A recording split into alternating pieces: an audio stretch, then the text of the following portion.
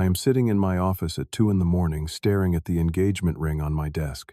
The diamond catches the dim light from my computer screen, throwing tiny rainbows across the scattered papers. 3 months ago, I thought I had found the perfect woman. We had picked out the venue, sent the invitations, chosen the flowers. Everything was ready. Everything was perfect. Until she walked into this office tonight with a demand I could not believe. She wanted me to transfer 15% of my company to her parents, or she would cancel our wedding. And that was when I realized I did not know the woman I was about to marry at all. Before we go any further, I would love to know where you are watching this from. Drop your location in the comments below. And if you want to hear how this situation unfolded, and what I said that left her completely speechless, make sure you hit that like button and subscribe to the channel. Because what happened next changed everything I thought I knew about love, loyalty, and standing up for yourself. My name is Warren. I am 32 years old, and 5 years ago, I built my technology consulting company from absolutely nothing. I started in a cramped studio apartment with a used laptop and a dream that most people told me was unrealistic. Those first 2 years were brutal. I worked 16-hour days pitching to clients who rejected me more often than not.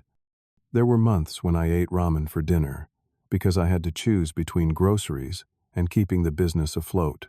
I remember one particularly dark November when I had exactly $47 in my bank account and 3 unpaid invoices that clients kept delaying. I almost gave up, but something inside me refused to quit. Slowly, painfully, things began to turn around. I landed my first major contract with a mid-sized manufacturing company that needed help modernizing their systems. That success led to referrals. The referrals led to more clients. Within 3 years, I had hired my first employee, then another, then another. Now my company employs 12 people, all talented professionals who believe in what we are building. We have a small but modern office in downtown Portland, Oregon, with exposed brick walls and large windows that let in natural light. Our revenue is steady and growing. We have built a solid reputation in the Pacific Northwest tech community. Everything I have, I earned. I did not inherit money. I did not borrow from family.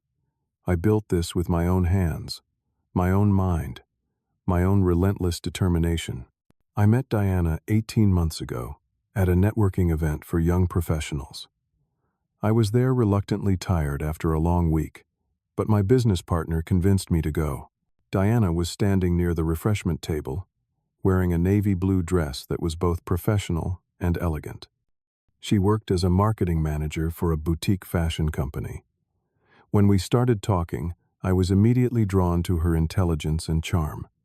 She asked insightful questions about my business. She laughed at my jokes. She had this way of making me feel like I was the only person in the room. Our first few months together felt like something out of a movie. We cooked elaborate dinners together in my apartment, trying recipes from different countries. We went hiking in the Columbia River Gorge on weekends, talking for hours about our dreams and fears. She told me about her childhood in Seattle, about her close relationship with her parents, about her ambitions to eventually start her own marketing agency. I told her about the lonely years building my company, about the sacrifices I had made, about how ready I was to finally share my life with someone. After 1 year of dating, I proposed at the Portland Japanese Garden, the same place where we had our first real date. I had planned it carefully, waiting until sunset when the light turned everything golden. I got down on one knee beside the koi pond, and when I opened the ring box, her eyes filled with tears. She said yes immediately, wrapping her arms around me and whispering that she could not wait to spend forever together. In that moment, everything felt right. Everything felt possible. We began planning the wedding right away. Diana took charge of most of the details, which I appreciated because I was busy with a major project at work. She chose a beautiful venue on the Willamette River for the ceremony. She selected a caterer known for farm-to-table cuisine. She spent hours designing invitations that matched our color scheme. The wedding was scheduled for September, just 3 months away from that night in my office. I was excited. I was happy. I thought I knew exactly where my life was heading.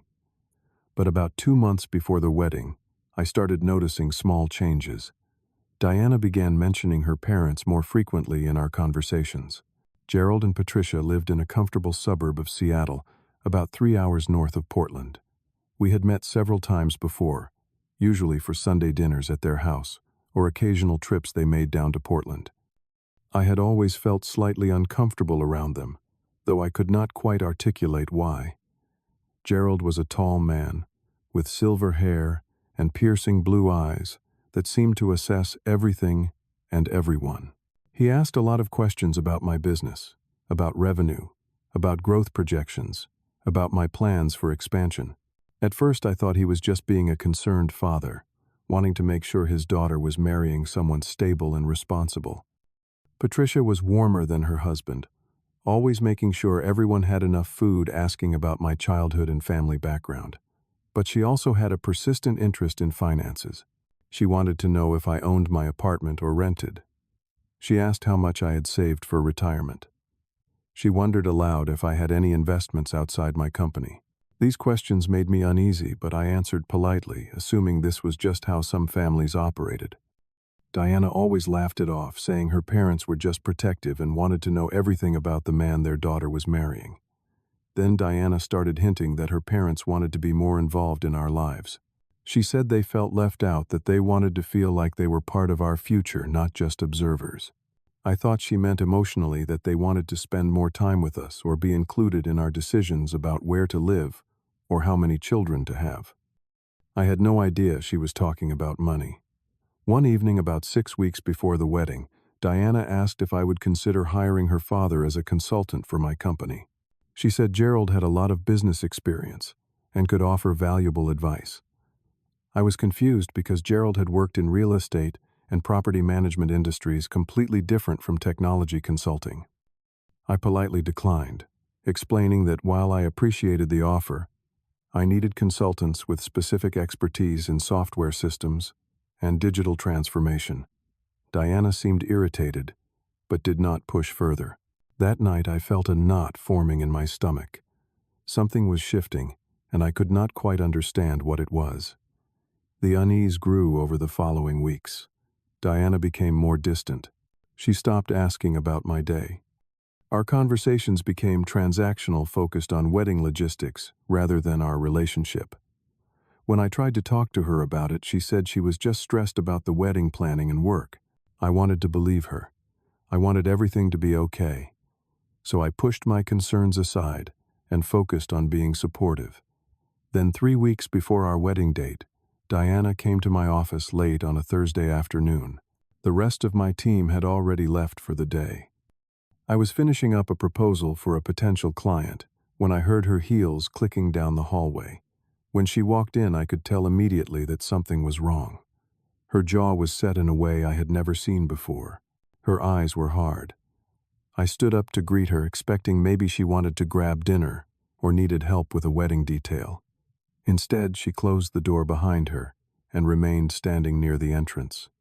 She said her parents had invested a lot of emotional energy into our relationship. They had welcomed me into their family. They had helped with wedding planning. They had supported us.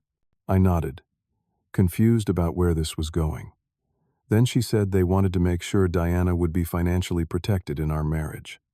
They wanted to ensure she would be secure no matter what happened in the future. I was still not understanding. I told her I was happy to sign a prenuptial agreement if that would make everyone more comfortable. I had nothing to hide and believed in being fair. But Diana shook her head. She said this was not about a prenup. This was about her parents having a stake in our future. A real tangible stake. I asked her what she meant.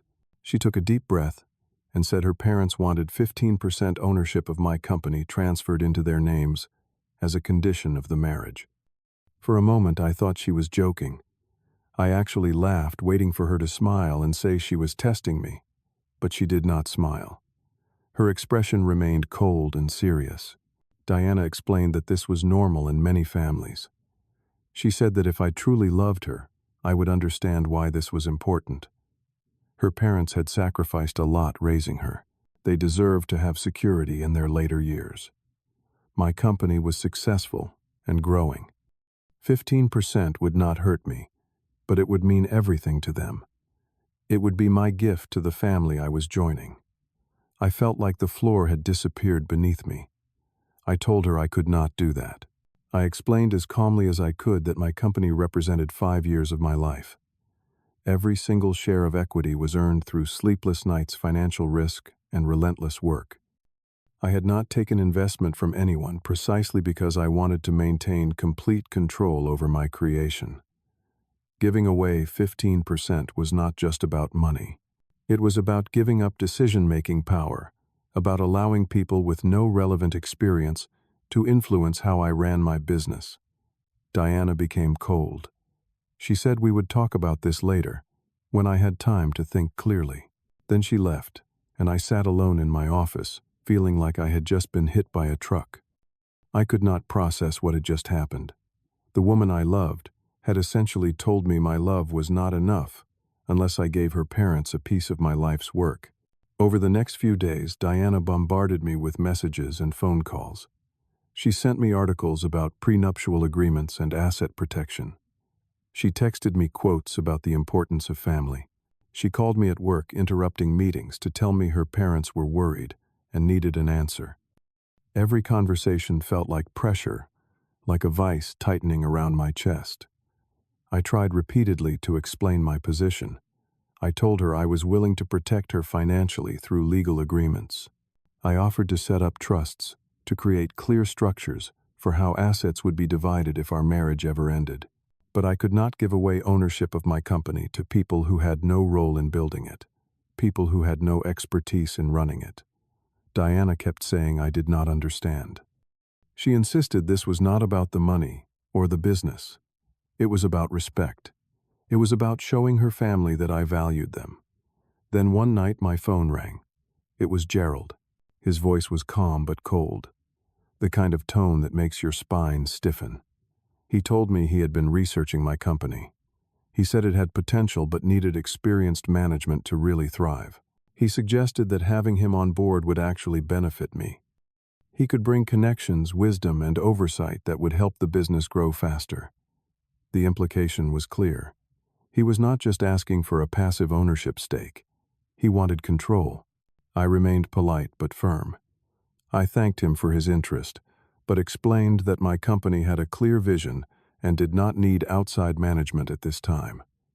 Gerald paused, and then he said something that chilled me. He said I should think very carefully about this decision, that Diana was his only daughter, and that her happiness was his top priority. The threat was subtle, but unmistakable. If I did not comply, there would be consequences. After that call, I could not sleep. I kept replaying his words, Diana's demands, the entire bizarre situation. I began to see patterns I had missed before. The way Diana always steered conversations toward money. The way she introduced me to her friends, as someone who owned his own business, emphasizing the financial aspect over anything else. The way Gerald and Patricia always asked about expansion plans and profit margins during family dinners.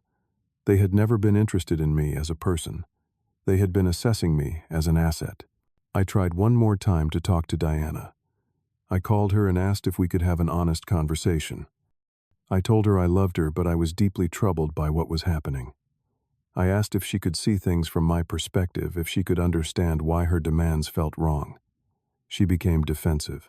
She said her parents only wanted to help, that I was being selfish and ungrateful.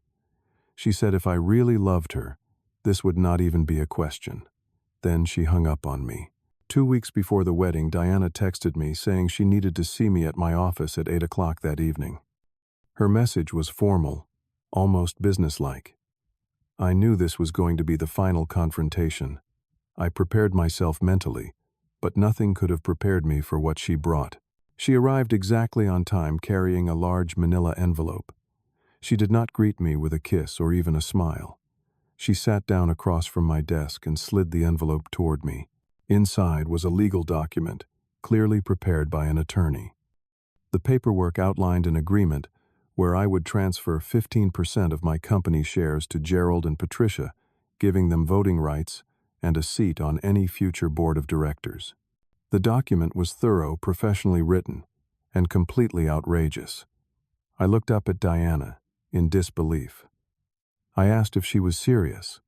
She said she was completely serious. She said this was non-negotiable. I had 2 weeks to sign this agreement, or there would be no wedding. I asked her if she understood what she was asking. She said she understood perfectly. She said she was asking me to prove that I valued her family and our future together. Then she said something that I will never forget. She said if I did not sign, she would not only cancel the wedding, but she would also make sure everyone knew I was a selfish person who cared more about money than love. She would tell our friends, our families, anyone who would listen that I refused to help her parents who had always been kind to me. She would paint me as the villain in this story. I sat there staring at this woman I thought I knew. In that moment I saw a stranger. The warmth was gone. The love I thought we shared felt like an illusion. She was threatening me, manipulating me, trying to force me into giving up something I had built with my own hands. And she was doing it without a hint of remorse. Diana stood up, placed the envelope on my desk, and said she expected an answer within 2 weeks. She hoped I would make the right decision. Then she walked out, leaving me alone, in the darkness of my office, the manila envelope sitting on my desk like a curse. I did not sleep that night. I sat in my apartment, going over everything that had happened. I thought about the early days with Diana, trying to identify when things had changed or if they had always been this way, and I had just been too blinded by affection to see it. I remembered conversations that suddenly took on new meanings. I remembered how quickly she wanted to get engaged. I remembered how interested she was in my finances right from the start. By dawn, I had made a decision.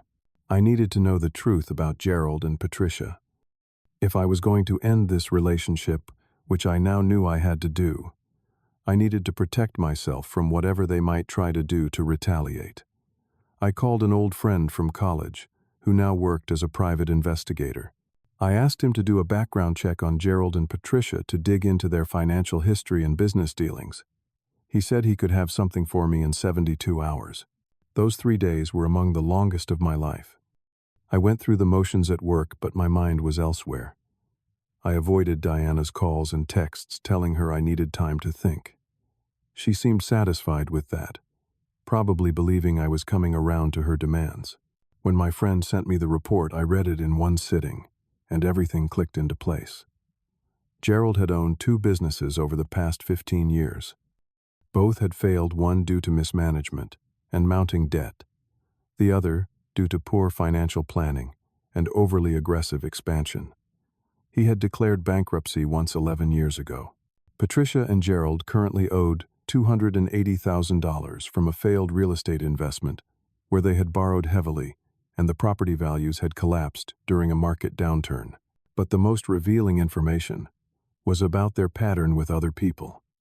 According to public records and interviews, my friend conducted Gerald and Patricia had attempted to partner with or get financial support from several other people over the years. One case involved the boyfriend of a family friend's daughter. Gerald had convinced the young man to take him on as a business partner. Within a year, the business was drained of resources. The boyfriend broke up with the daughter, and there was a lawsuit that eventually settled out of court. I realized with horrifying clarity that this was their strategy. They found successful young people through Diana, gained their trust, and then leveraged the relationship to extract money or business opportunities. Diana was not just complicit, she was the bait, and I had almost fallen completely into the trap. Armed with this information, I knew exactly what I had to do. I contacted my lawyer and had him prepare documents protecting my company and personal assets. I made copies of every text message, every email, every voicemail from Diana and Gerald. In Oregon, recording phone calls with one-party consent is legal, and I had been recording my conversations since the threats started. I had evidence of everything. I drafted a clear statement explaining why I was ending the engagement, focusing on the financial coercion and emotional manipulation. I sent personal messages to close friends and family members, letting them know the wedding was off and that I would explain more in person if they wanted. Most were shocked but supportive. A few asked questions and I gave them the basics without going into excessive detail. Then I asked Diana to meet me at a coffee shop near my office. I chose a public place deliberately. I wanted witnesses. I wanted her to know this was final and formal. When she arrived, she was smiling, clearly believing I had decided to sign the agreement. She ordered a latte and sat down across from me, relaxed and confident. I looked directly into her eyes and said I could not marry her. The smile vanished from her face. She asked if I was joking. I told her I was completely serious. I said I had realized our relationship was not built on love, but on financial calculation. Diana immediately tried to defend herself. She said I was overreacting, that her parents only wanted what was best for us. I placed the investigation report on the table between us. I told her I knew about her parents' debts. I knew about the $320,000 they owed. I knew about the failed businesses. I knew about the pattern of targeting successful young people and trying to extract money through relationships. Diana went pale. She tried to say I had it all wrong, that the report was inaccurate. I continued calmly. I asked her directly if she had known about her parents' financial situation.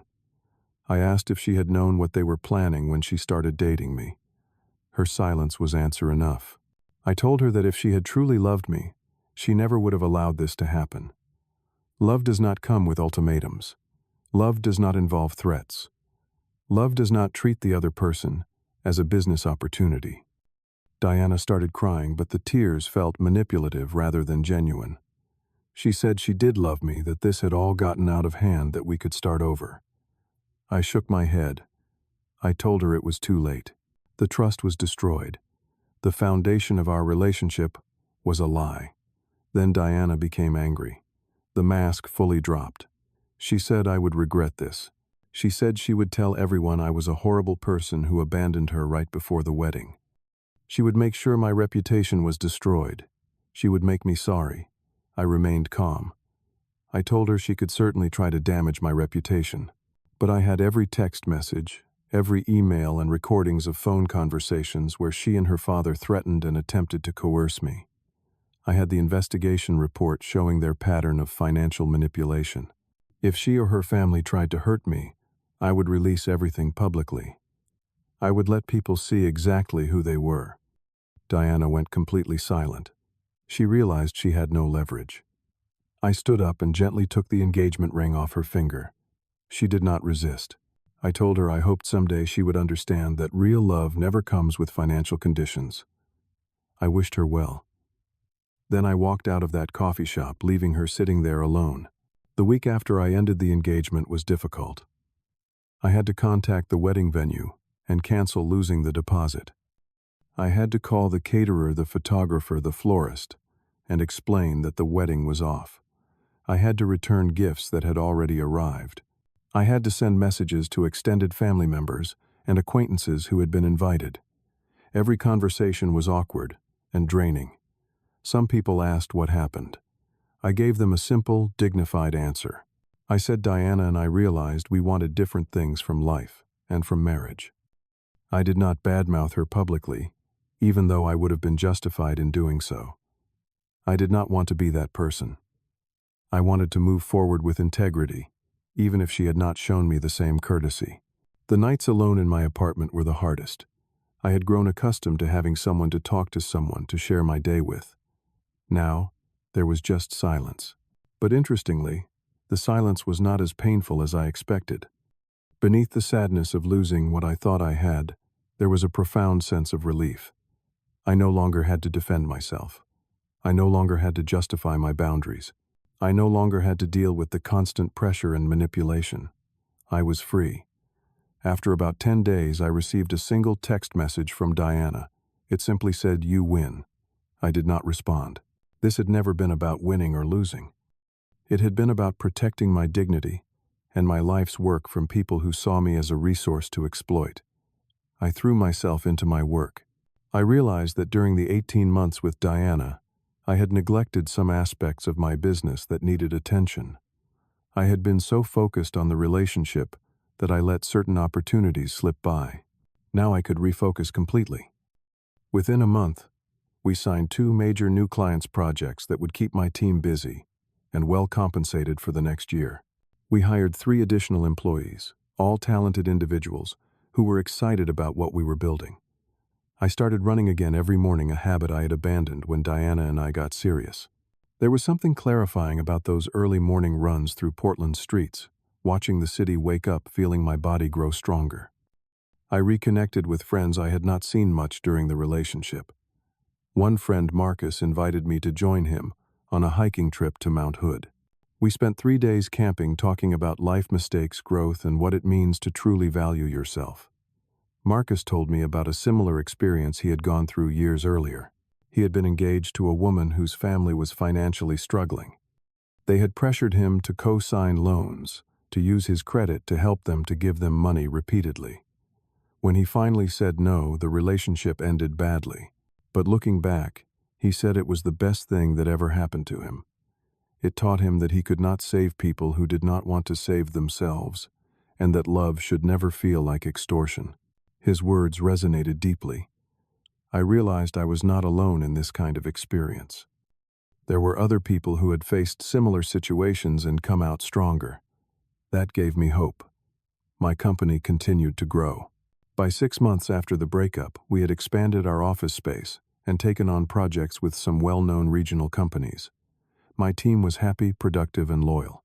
I felt proud not just of what we had accomplished, but of what I had protected. If I had given in to Diana's demands, Gerald and Patricia would now have a say in how I ran my business. They would have access to our financial information. They would be a constant presence, questioning my decisions, undermining my authority. The thought made me shudder. I also started thinking about dating again, but with a very different mindset. I was no longer looking for someone to complete me or to share a fantasy vision of the future. I was looking for someone who would respect me as a whole person, someone who valued integrity over financial gain, someone whose family treated relationships as partnerships rather than business transactions. I knew that person existed somewhere. I just needed to be patient and clear about my boundaries. One quiet Sunday afternoon, I sat in my office, looking out the window at the city below. I thought about Diana not with anger or bitterness, but with a strange sense of gratitude. She had taught me one of the most important lessons of my life. She had shown me that sometimes the kindest thing another person can do is reveal their true character before you make a permanent commitment. She had given me the opportunity to choose myself, even when it was painful. I thought about the concept of love and what it really means. Real love is built on respect, trust, and genuine care for the other person's well-being. Real love supports your growth rather than demanding your sacrifice.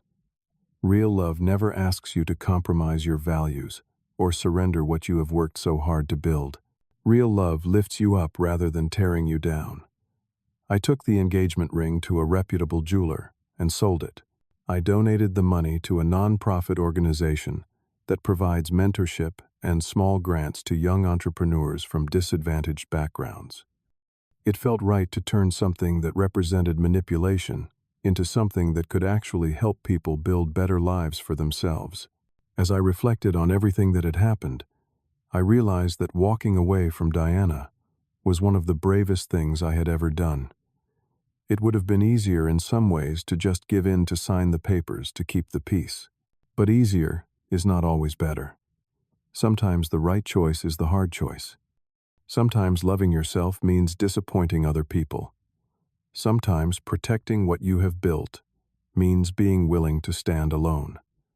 I thought about young people who might face similar situations. I wanted them to know that it is okay to say no. It is okay to have boundaries. It is okay to walk away from relationships that require you to diminish yourself. Your worth is not determined by whether someone else approves of you. Your value does not come from how much you are willing to sacrifice to make others happy. I have opened my heart again to the possibility of love in the future, but with wisdom I did not have before. I know now to watch for red flags early. I know to pay attention when someone shows excessive interest in my finances. I know to be cautious when a partner's family seems to have an agenda beyond simply getting to know me. I know that real partnership is about mutual respect and support, not about one person or their family extracting resources from the other. The months have continued to pass. I am building a good life, surrounded by work I believe in, friends who support me, and a sense of peace I did not have when I was trying to force a relationship that was fundamentally broken. I do not know what the future holds romantically, and that is okay. I would rather be alone and at peace than in a relationship that requires me to compromise my integrity. Sometimes the best thing someone can do for you is show you who they really are before you make a lifetime commitment. And sometimes the bravest thing you can do is walk away, even when it hurts because you know your worth. Now I want to hear from you. Have you ever been in a situation where someone you loved asked you to compromise something fundamental about yourself or your values? How did you handle it? Drop your thoughts in the comments below. I read every single one, and your stories matter. If this resonated with you, please hit that like button and subscribe to the channel so you do not miss future stories. Share this with someone who might need to hear it. Thank you for listening to my story. I hope it gives you the courage to stand up for yourself when it matters most. Take care of yourselves out there, and remember that you deserve relationships that honor who you are, not relationships that diminish you.